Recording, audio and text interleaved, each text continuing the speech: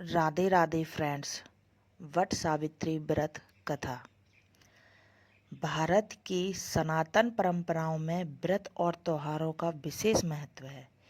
इन्हीं पवित्र व्रतों में से एक है वट सावित्री व्रत। यह व्रत मुख्य रूप से विवाहित स्त्रियां द्वारा अपने पति की लंबी आयु, सुख समृद्धि और अखंड सौभाग्य की कामना के लिए रखा जाता है। यह व्रत जेठ मास की अमावस्या को मनाया जाता है। इस दिन महिलाएं वट अर्थात बरगद के वृक्ष की पूजा करती हैं और सावित्री सत्यवान की कथा सुनती है। यह व्रत प्रेम, त्याग, निष्ठा और प्रतिव्रता धर्म का प्रतीक माना जाता है। प्राचीन समय में मद्र देश में अश्वपति नाम का एक प्रतापी राजा राज्य करते थे। वे बहुत धर्मात्मा, दयालु और प्रजा का हित चाहने वाले थे। उनके पास धन, वैभव और सम्मान की कोई कमी नहीं थी, लेकिन उन्हें संतान सुख प्राप्ति नहीं थी। संतान न होने के कारण राजा को उनकी रानी बहुत दुखी रहती थी। तब राजा अश्वपति ने देवी सावित्री को कठोर तपस्या और उपासना की।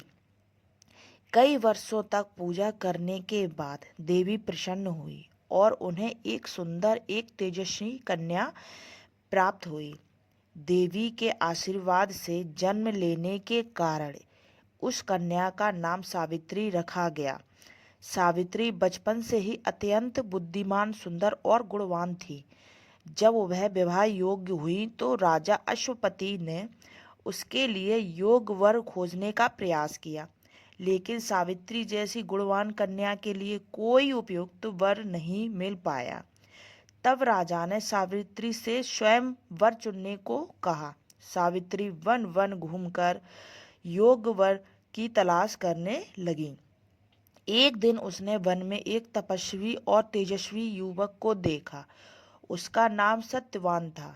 सत्यवान बहुत धर्मपरायण और साहसी माता पिता का आज्ञाकारी पुत्र था। वह अपने अंधे माता पिता के साथ वन में रहता था। उसके पिता घुमतेसेन पहले एक राजा थे, लेकिन शत्रुओं द्वारा राज्य छिन जाने के कारण वे वन में रहने लगे थे। सावित्री ने सत्यवान को ही अपना पति चुन लिया। जब वह पिता के पास लौटी, उसी समय देव ऋषि नारद वहां आए थे। राजा ने सावित्री के विवाह का विषय उनसे बताया। नारद जी ने कहा कि सत्यवान सभी गुणों से प्रसन्न है, लेकिन उसकी आयु बहुत कम है। विवाह की ठीक 1 वर्ष बाद उनकी मृत्यु हो जाएगी।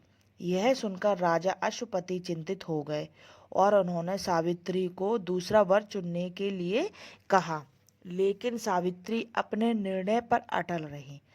उसने कहा कि भारतीय नारी जीवन में केवल एक ही बार पति का चयन करती है, वह सत्यवान को ही अपना पति बनाएगी। अत्यंत राजा ने उसकी इच्छा स्वीकार कर ली और सावित्री का विवाह सत्यवान से कर दिया गया। विवाह के बाद सावित्री अपने सास ससुर की सेवा में लग गई। वह अत्यंत प्रेम और समर्पण से ही अपने पति को, परिवार को देखकर करती थी।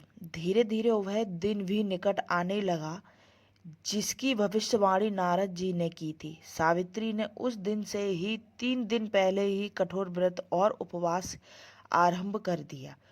उसने निरंतर भगवान से अपने पति की रक्षा की प्रार्थना की।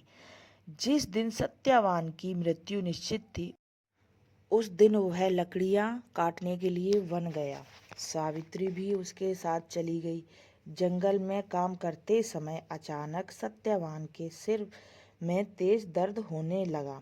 वह थककर सावित्री की गोद में सिर रखकर लेट गया। कुछ ही क्षणों में उसके प्राण निकल गए। तभी वहां यमराज प्रकट हुए और सत्यवान के प्राण लेकर जाने लगे। सावित्री भी उनके पीछे पीछे चलने लगी। यमराज ने उसे समझाया कि अब लौट जाओ, लेकिन सावित्री अपने पति धर्म का पालन करते हुए उनका पीछा नहीं छोड़ा। उसकी भक्ति, निष्ठा और बुद्धिमानों से यमराज अत्यंत प्रभावित हुए यमराज ने प्रसन्न होकर सावित्री को वर मांगने के लिए कहा। सावित्री ने पहले अपने अंधे सास ससुर की आंखें की रोशनी और उसका खोया हुआ राज वापस मांगा। यमराज ने तथास्तु कह दिया। फिर भी सावित्री उनके पीछे चलती रही। यमराज ने दूसरा वर मांगने को कहा। इस बार उसने पिता अश्वपति के लिए 100 पुत्रों का वर मांगा। यमराज ने यह वर भी दे दिया। इसके बाद भी सावित्री उनके पीछे चलती रही। तब यमराज ने तीसरा वर मांगने को कहा। सावित्री ने बुद्धिमान से कहा कि सत्यवान से 100 पुत्र प्राप्त हो। यमराज ने बिना सोचे यह वर भी दे दिया। लेकिन तुरंत उन्हें अपनी भूल का एहसास हुआ, क्योंकि पति के बिना संतान कैसे हो सकती है। सावित्री की पतिव्रता शक्ति और बुद्धिमानी के सामने यमराज को झुकना पड़ा। उन्होंने सत्यवान के प्राण वापस कर दिए और उसे जीवित कर दिया। सत्यवान जीवित होकर उठ बैठा। सावित्री अत्यंत प्रसन्न हुई। दोनों अपने आश्रम लौट आए। कुछ समय बाद